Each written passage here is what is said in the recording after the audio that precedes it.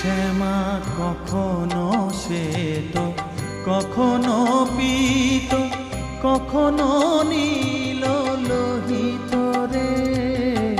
কখনো শ্বেত, কখনো পীত, কখনো নীল লোহিত রে।